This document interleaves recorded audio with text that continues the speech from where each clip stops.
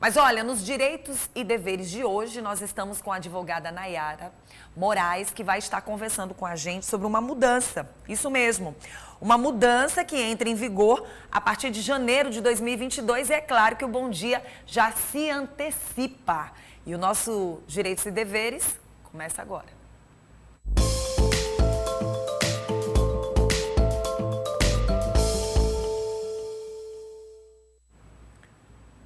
Olha, a advogada Nayara Moraes vai nos explicar que síndrome de burnout passou a ser doença de trabalho. Será que isso aconteceu realmente?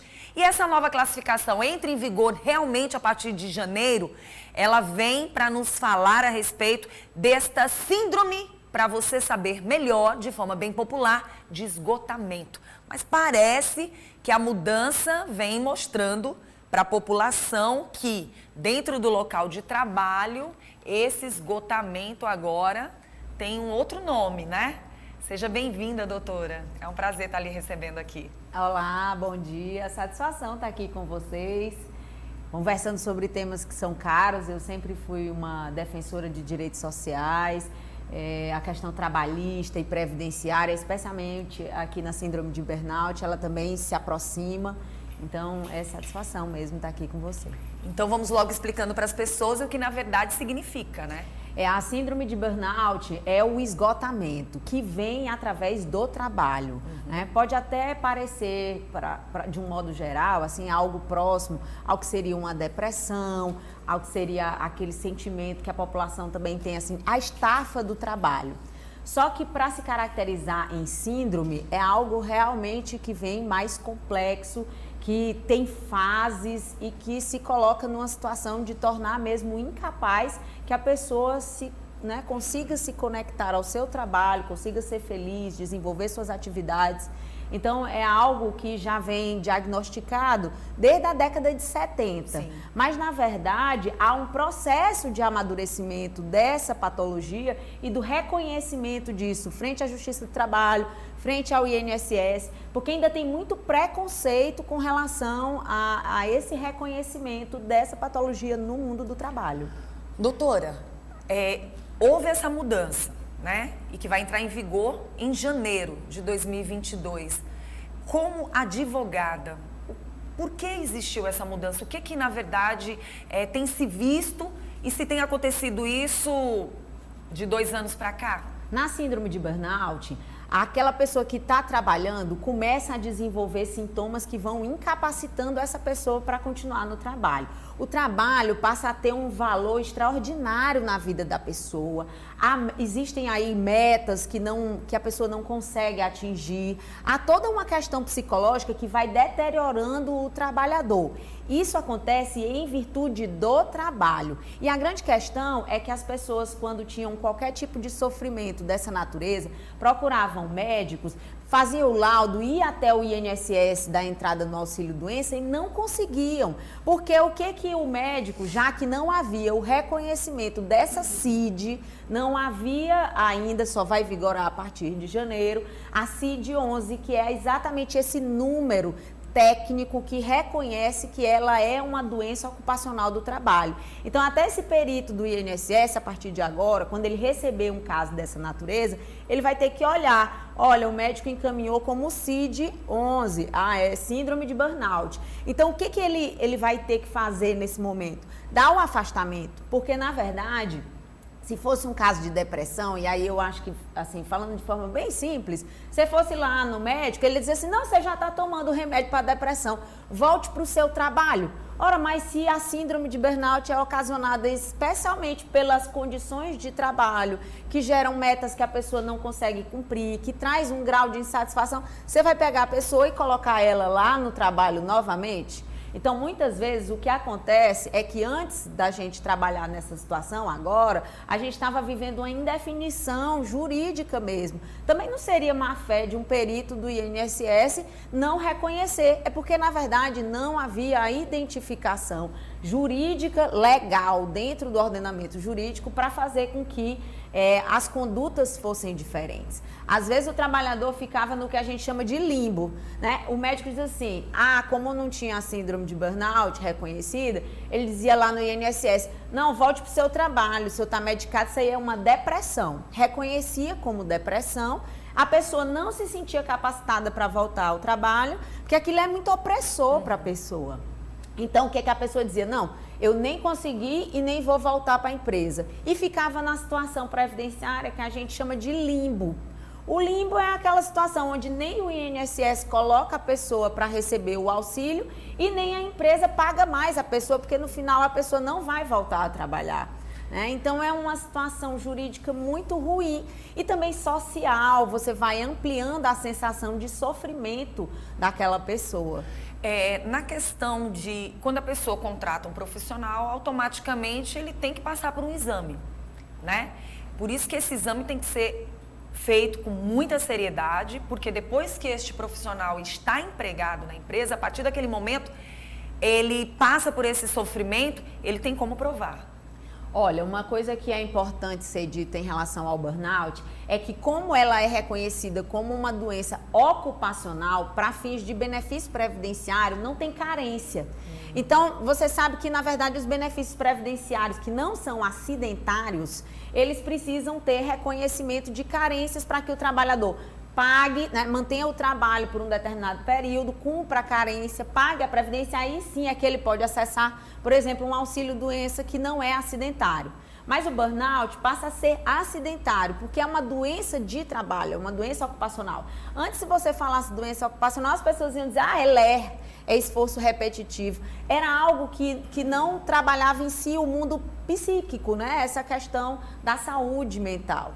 Então, o que é interessante ser dito é que se esse trabalhador ingressa num trabalho, mas esse contexto de deterioramento mental, né, que também se reflete em questões físicas. Se isso é muito agressivo naquela pessoa, de repente por questões de assédio no trabalho, de repente por questões de cobranças excessivas, né, metas inatingíveis que essa pessoa venha a suportar, não precisa esperar carência para que se dirija ao INSS para requerer o auxílio, mas vai precisar, como você disse, laudo. Então precisa, inclusive, que os médicos do trabalho passem a entender e a colocar aquela CID, né? Porque aí, a partir desse momento, os documentos oficiais das pessoas terão a identificação de que é uma doença ocupacional e que não é como uma depressão, que você vai, medica a pessoa e diz, não, volte para o trabalho, vai ser até bom para você, né? Às vezes não existe esse contexto, então a pessoa, se voltasse para o trabalho,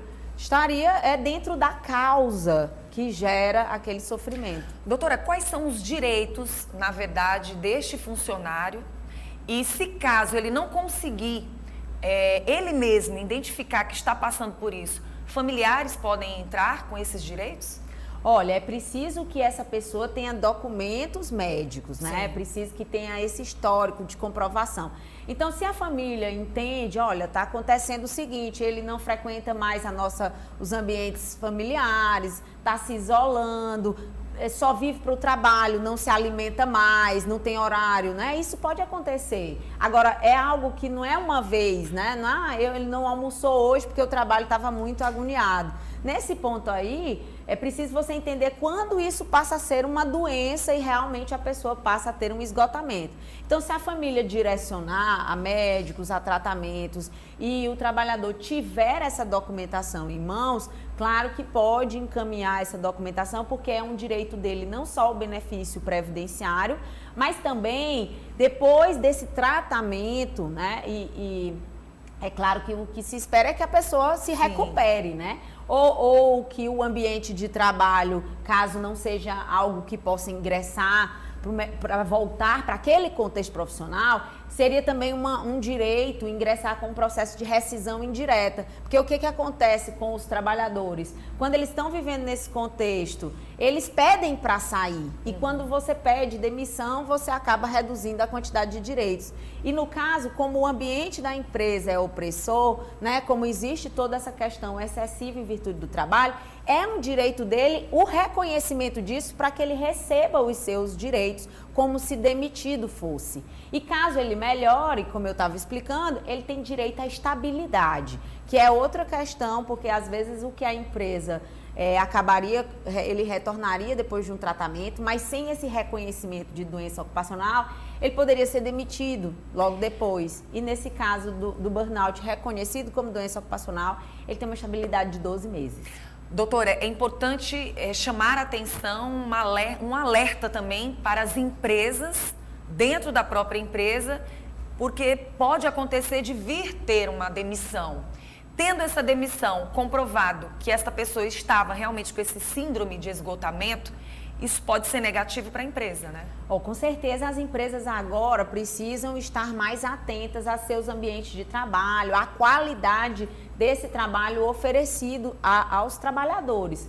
Porque não só existe essa possibilidade de repercussões jurídicas, inclusive indenizações para que as empresas arquem, né, com esses custos, esse dano que foi causado ao trabalhador. Então é preciso que tenham conhecimento, se ajustem, porque na verdade essas indenizações, elas têm um fim inicial, não só de proteger o trabalhador, mas também de ser pedagógicas, para que outras empresas, vendo aquelas situações indenizatórias que ambientes nocivos, né, não façam isso dentro dos seus contextos internos. Então, olha, eu tenho que me atentar a isso. Quando começar a gente a ter indenizações em virtude de síndrome de burnout dentro dos vínculos de trabalhos reconhecidos, isso vai fazer com que todas as outras empresas também tenham que ter esse olhar atento. Então, meio que também as indenizações, além de suprir esse direito do trabalhador, né, de uma certa forma, não resolve a vida do trabalhador, mas supre de forma indenizatória, faz com que as empresas tenham que agir, né, se atentem e contratem também profissionais, assessoria, consultoria. E eu acho que é uma questão múltipla. As empresas hoje, elas precisam tanto do advogado, da advogada, do psicólogo, sabe? Precisam fazer esse acompanhamento do dia a dia interno da empresa para ter um ambiente saudável. Assim como acontece nas escolas, né? A gente percebeu que nos últimos anos, não só psicopedagoga, mas também psicólogas estão sendo contratadas dentro das escolas, tanto para os alunos, como também para os professores, coordenadores, porque todos acabam passando por problemas psicológicos, emocionais, pressões muitas vezes, e todo mundo é ser humano, né? Então fica um alerta aí para as empresas e, obviamente, tentar trazer um ambiente mais saudável, né? Um ambiente mais tranquilo, onde possam ser divididas tarefas iguais, né? E, obviamente, respeitosa para com seus funcionários, né? Nós vivemos uma pandemia, não é só de Covid, né? Nós vivemos uma pandemia com relação também às doenças mentais, sim, que atingem cada vez mais as pessoas. E no caso do burnout, especificamente em relação ao trabalho, que é algo que já consome a vida de todos nós, cidadãos, né? Faz com que a gente tenha que ter esse olhar de mais amor e de mais atenção em relação à qualidade desse ambiente de trabalho. Então, eu vejo que essa mudança, ela é positiva e a gente espera, né, que tenha bons frutos também nos ambientes empresariais. Doutora, muda o nome ou permanece da mesma forma? Na verdade, existe essa questão em relação à nomenclatura. Existe também até aqui o nosso jeito nordestino, piauiês de falar, né, burnout. Mas essa mudança de nomenclatura não interfere diretamente em relação... Pronto, não deixa de ser um esgotamento. Não deixa de ser uma estafa, no sentido popular. Só que, assim, vale só destacar que, para não confundir com depressão, porque realmente a depressão tem um tratamento diferenciado e ela afasta aquele contexto de sofrimento pelo trabalho de um modo geral. E o burnout... Você tem o sofrimento pelo trabalho, então até os advogados, eles precisam, inclusive caso na Justiça do Trabalho esse afastamento não seja concedido, requerer esse afastamento, porque voltar para o trabalho vai ser muito sofrido. Muito obrigada, tá, doutora? Quem quiser entrar em contato com você, alguém que ficou ainda com dúvidas, como pode fazer?